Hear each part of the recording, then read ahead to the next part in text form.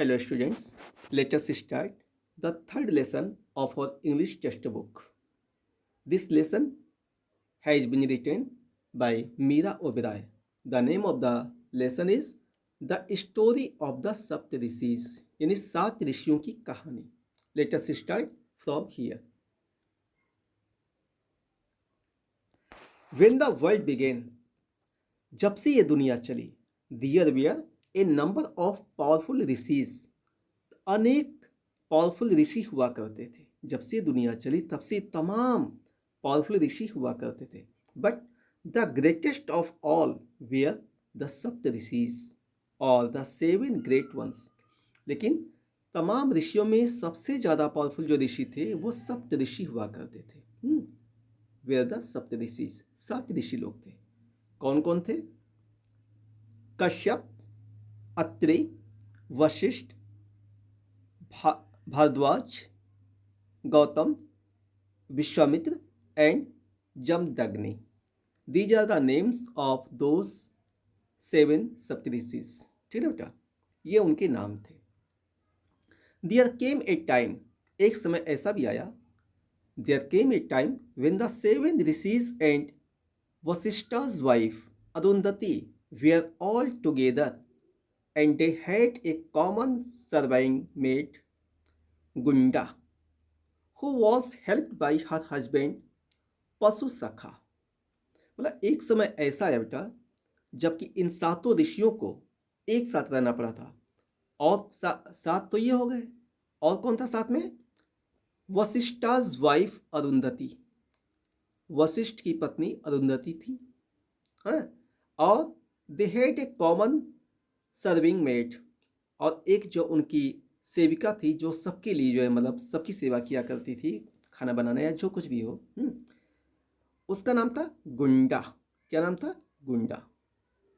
तो ये क्या लोग हो गए? 9. 7 ऋषि, एक अरुंधति, वशिष्ठा's वाइफ 8 और गुंडा 9. ठीक ना.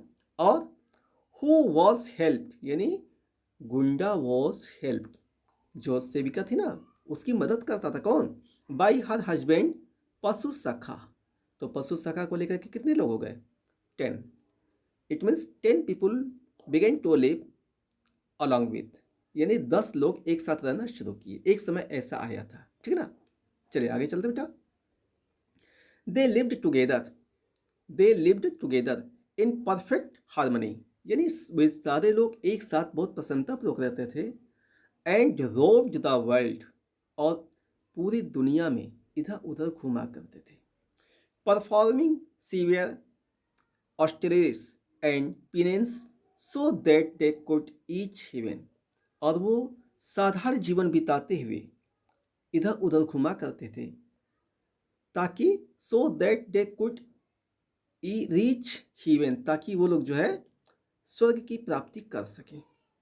यानी वो नेक काम करते हुए, भलाई का काम करते हुए, साधारण जीवन जीते हुए दुनिया में इधर उधर भ्रमण किया करते थे ताकि उन्हें स्वर्ग की प्राप्ति हो सके. ठीक है. टाइम पास्ट, समय गुजरता गया. Time past without their knowing, समय गुजरता गया विदाउट देयर नोइंग, उन लोगों को पता ही नहीं चला. क्या हुआ? Until A terrible draft afflicted the land, तभी क्या हुआ? इन लोगों को पता भी नहीं चलने पाया कि एक भयानक सूखा धरती पर पड़ गया. ठीक है. एक धरती जो है भयानक सूखे की चपेट में आ गई. द अर्थ ग्रीव पर्स्ट, यानी धरती सूख गई. क्रैकिंग ओपन, दरारें फट गईं. And all living creatures became thin and weak, और जितने भी प्राणी थे धरती पर रहने वाले सारे के सारे कमजोर होते गए, पतले हो गए, कमजोर हो गए. ठीक है. The seven great rishis fared no better. Fared no better का मतलब ये भी उससे अप्रभावित नहीं थे. इनके ऊपर भी प्रभाव पड़ा सूखे का. ठीक ना भाई, इनको भी प्रॉब्लम आई. तो आगे चलते हैं. वीक विद हंगर, भूख से लोग कमजोर होने लगे. They wandered over the arid land, ये लोग घूमते हुए उस वीरान मरुस्थल की तरफ भी चले. इन सर्च ऑफ फूड, भोजन की तलाश में लोग वीरान भूमि, रेगिस्तानी भूमि की तरफ चल दिए, बंजर भूमि की तरफ चल दिए. दे कुड ईट, ताकि ये कुछ खा सकें. For as to they saints, चूंकि वो लोग एक सच्चे संत थे, ये लोग जो थे ना वो सच्चे संत थे। They could each sorry they could eat only that, वे लोग वही चीज खा सकते थे जिसको which was given to them at a sacrifice, जो उनके सेक्रीफाइस के बदले में मिले उसी चीज को खा सकते थे। और द रूट्स एंड फ्रूट्स, या वो कंदमूल खाएं फल खाएं ऑफ द फॉरेस्ट, या तो जंगल के कंदमूल फल खाएं या तो वो चीज लें जिसके लिए उन्होंने सेक्रीफाइस किया हो, यानी कुछ न कुछ काम किया हो, उसी चीज को वो खा सकते थे, अदरवाइज वो नहीं लेते थे क्योंकि वो सच्चे संत थे। एनीथिंग एल्स, खैर कुछ भी हो, anything else would reduce the merits, क्योंकि यदि ऐसा कुछ भी करते वो तो क्या होता है, रिड्यूस द मेरिट्स, भगवान की निगाह में उनकी मेरिट कम हो जाती, हाँ, इनका मूल्य घट जाता। They had attend through penance and heaven would get further away from them, जो कुछ भी उन्होंने पेनेंस यानी तपस्या से जो अर्निंग की थी, उपलब्धि, वो सब कुछ क्या होता, वो इनसे दूर हो जाता, इनका इनकी वैल्यू कम हो जाती है यदि वो गलत चीज को ले लेते खाने के लिए, तो ठीक ना। और क्या होता, they would get further away from heaven, from them, यानी कि वो लोग स्वर्ग से दूर हो जाते, वहां नहीं पहुंच पाते। One day they met a man, एक दिन उन्हें एक आदमी मिला। होली वंस, बहुत अच्छा आदमी था वो। होली मीन्स में क्या होता, पवित्र, होली वंस यानी बहुत भला आदमी था। The man sat bowing low before them, उस व्यक्ति ने इनके सामने शीश झुकाते हुए कहा, I will give you all you need, मैं आपको सब कुछ दूंगा जो कुछ भी आपको आवश्यकता है। क्या क्या दूंगा, ग्रेन अनाज दूंगा, बार्ले जौ दूंगा, म्यूल्स खच्चर दूंगा यानी कि सवारी के लिए, ठीक है ना, गोल्ड सोना दूंगा, काउज विथ कॉफ्स यानी गाय बछड़े के साथ दूंगा, एंड रियर जेम्स यानी जो रेयर दुर्लभ कीमती पत्थर होते हैं वो भी मैं आपको दूंगा, सब कुछ दूंगा। Anything which you needed I shall provide you, उस व्यक्ति ने कहा कि मैं सब कुछ आपको उपलब्ध कराऊंगा। The rishi thought the rishis though almost fainting with hunger, हालांकि ऋषि लोग जो है भूख के मारे एकदम फेंटिंग वाली कंडीशन में थे, मूर्छित अवस्था में हो गए थे। पोलाइटली रिफ्यूज्ड हिम, उन्होंने बहुत विनम्रतापूर्वक उसके इस रिक्वेस्ट को इनकार कर दिया। और उन्होंने क्या कहा, इन्होंने कहा, if we accept your gifts, देखिए यदि हम लोग आपके इस गिफ्ट को स्वीकार कर लेते हैं ना, we will loss the merits we have acquired through such difficulty, तो हम अपनी सारी मेरिट गंवा देंगे, सारी अच्छाइयाँ अच्छे काम हमने जो किया है सारा बेकार हो जाएगा, है थ्रू सच डिफिकल्टी, इतनी कठिनाइयों को सहते हुए हमने जो भी उपलब्धियां पाई हैं वो सब कुछ बर्बाद हो जाएगा।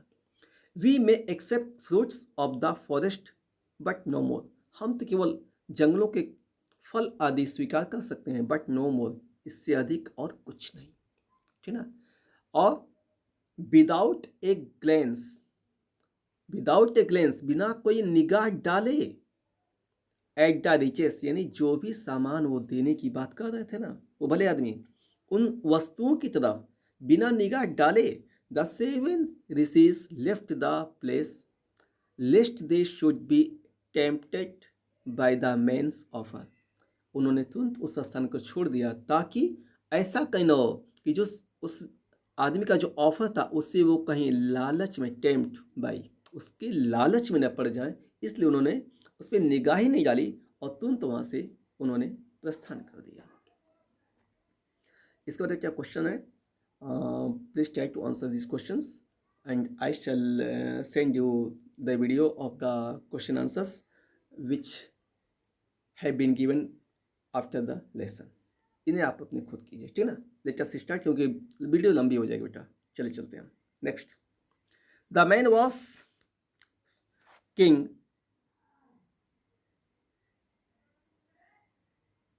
विश्वदर्भिस मैसेंजर, और वो जो आदमी था ना कौन था, राजा विश्वदर्भिस का मैसेंजर था, वाहक था, यानी दूत था उनका, मैसेंजर था, ठीक ना। उस व्यक्ति ने जो है ऐसा कहा था कि मैं आपको सब कुछ दूंगा। The king was not pleased to learn that his gifts were refused. और जब यह बात राजा को पता चली ना तो उसे अच्छा नहीं लगा, वॉज नॉट प्लेस्ड, उससे अच्छा नहीं लगा टू लर्न, ये सुन करके that his gifts were refused, कि उसके द्वारा जो गिफ्ट उनके सामने रखे गए थे वो सारे के सारे रिफ्यूज कर दिए गए, इनकार कर दिए गए। ही सेंट फॉर हिज मिनिस्टर्स, इसके बाद उस राजा ने अपने मंत्रियों को भेजा और क्या कहा, plug the ripest fig, plug the ripest fig from the palace garden. देखो हमारे महल के बगीचे में से तुम जो सबसे पके हुए फिग्स, अंजीर के जो फल है ना, उन्हें तोड़ लो। Stuff them with grains of gold, और उनके ऊपर जो है सोने का कवर चढ़ा दो।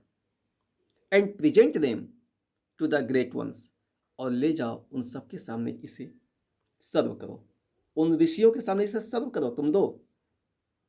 The king's ministers took the king's gifts to the rishis. तो जो राजा के मंत्री लोग थे ना, उन्होंने जो है राजा के उस गिफ्ट को ऋषियों के समक्ष प्रस्तुत किया। Who brightened up who brightened up at the site of the juicy fruits, और उन अंजीर के फलों को देख करके हु ब्राइटेंड अप, इनके चेहरे खिल गए, ठीक ना। At the site of the juicy fruits, जैसे इन्होंने उन रसीले फलों को देखा, इनके चेहरों पे जो लाइट आ गई, अरे हाँ ये तो अच्छी चीज़ है भाई, ये तो जंगल का फल है, ठीक है। बट अत्रे स्टॉप देम, लेकिन उसी समय अत्रि जी ने उन्हें रोका। फ्रॉम एक्सेप्टिंग द गिफ्ट, उस गिफ्ट को एक्सेप्ट करने से अत्रि जी ने तुरंत रोका। And glared angrily at the Kings man, और राजा के भेजे हुए उस आदमी पर उन्होंने अपनी निगाह जो बहुत कड़वाहट भरी निगाह डाली और बोले, डू यू थिंक, तो क्या तुम ये समझते हो, do you think we are a bunch of idiots, हम लोग मूर्ख हैं। ये ऑस्ट एसिडली, उन्होंने जो कड़वाहट भरे शब्दों में पूछा था, do you think we are a bunch of idiots, तुम हम लोग को मूर्ख समझते हो। दोज फिग्स, ये जो अंजीर लाए हो ना, those figs are stuffed with gold, इन अंजीरों पे जो है सोने की जो है परत चढ़ाई गई है, कवर किया गया सोने से। वी मे बी स्टार्विंग, हम भूखे रह सकते हैं, but our wits have not gone wandering, लेकिन हमारी अकल जो है अभी गायब नहीं है, घास नहीं चलने गई है, समझ रहे हो ना। Return this gifts to your king with our compliments, जाओ अपने राजा की गिफ्ट जो है वापस कर दो विद आवर कॉम्प्लीमेंट्स, हमारे मतलब थैंकनेस के साथ उन्हें धन्यवाद करना इस गिफ्ट के लिए, और उन्हें वापस कर दो। We need not those gifts, हमें उन गिफ्ट्स की कोई आवश्यकता नहीं है।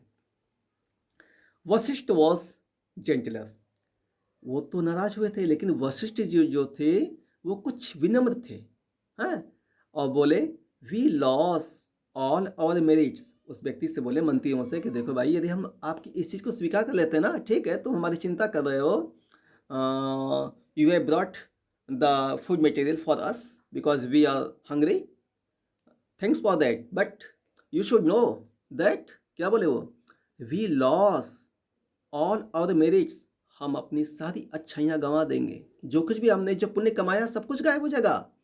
If accept even one gold coin, यदि हमने एक भी गोल्ड क्वाइन को जो है एक्सेप्ट किया ना, हमारा सारा पुण्य बेकार हो जाएगा। Heaven is more important to us than hunger, देख लीजिए भैया, मतलब वशिष्ठ जी बोले उस व्यक्ति से, heaven is more important to us than hunger, देखिए ही सेड, वो बोले इस भूख से कहीं ज़्यादा महत्वपूर्ण हमारे लिए स्वर्ग है। The Kings man could not tempt even गुंडा और हर हस्बैंड, तो राजा के जो मंत्री थे ना, ऋषियों से तो जवाब पा ही गए थे, और यहाँ तक कि वो गुंडा जो कि सेविका थी और उसका जो पति था उसको भी डिड कुड नॉट टेम्प्ट, उसको भी लालच नहीं दे पाए फलों का। वो लोग भी भूखे थे साथ में, लेकिन उनको भी वो लालच नहीं दे पाए। 7 ऋषियों ने तो इनकार कर ही दिया था। जो सेविका थी गुंडा और उसका हस्बैंड, उसको भी लालच नहीं दे पाए उसका। डिफीटेड दे रिटर्न, और हार करके वे वापस आ गए। Defeated they returned to the palace and narrated the whole episode to the king. हार करके वो महल वापस आए और सारा एपिसोड उन्होंने राजा को सुना दिया। ठीक है, चलते हैं आगे बेटा। The king was grievously offended by the rishis. अब राजा जो है ऋषियों के इस व्यवहार से बहुत ही ज़्यादा जो है क्रोधित हुआ है, ऑफेंडेड, बहुत नाराज हुआ। Constant refusal of his gifts, क्योंकि उसके उपहार बराबर लगातार इनकार किए जा रहे थे। Locking himself up in his chamber, राजा ने खुद को अपने को एक कमरे में बंद किया। ही परफॉर्म्ड ए सेक्रीफाइस, और उसने जो एक सेक्रीफाइस परफॉर्म किए, उसने एक सेक्रीफाइस का काम किया। And out of the fire A fearsome Dominus emerged, और वहाँ पे आग की लपटें निकली। जो उसने सेक्रीफाइस यानी यज्ञ का काम किया, जो भी हवन वगैरह कराया, वहाँ पे आग की लपटें निकली, और उन आग की लपटों में से ए फियरसम डोमिनस इमर्ज्ड, एक भयानक राक्षसीन उपस्थित हो गई। ठीक है। The Dominus board before her creator, उस राक्षसीन ने जो है अपने क्रिएटर के सामने यानी राजा के सामने शीश झुकाया और बोली, what do you want me to do? She asked, वो बोली कि आप मुझसे क्या कराना चाहते हैं, बोलिए। तो राजा कह रहा है, फॉलो फॉलो द सप्तऋषिज, तुम उन सप्तऋषियों को फॉलो करो। एंड देयर ग्रुप, उनके पूरे ग्रुप को तुम फॉलो करो। They are wandering around in search of food, वो सभी के सभी जो है भोजन के तलाश में इधर उधर घूम रहे हैं। And the only place where they will find it is the lake, और जहाँ उन्हें भोज्य पदार्थ मिल सकता है वह केवल एक सिंगल प्लेस है, और वो क्या है? इट इज द लेक, वह झील है। झील के पास ही उनको भोज्य पदार्थ मिल सकता है, जिसकी तलाश में इधर उधर घूम रहे हैं। ठीक है।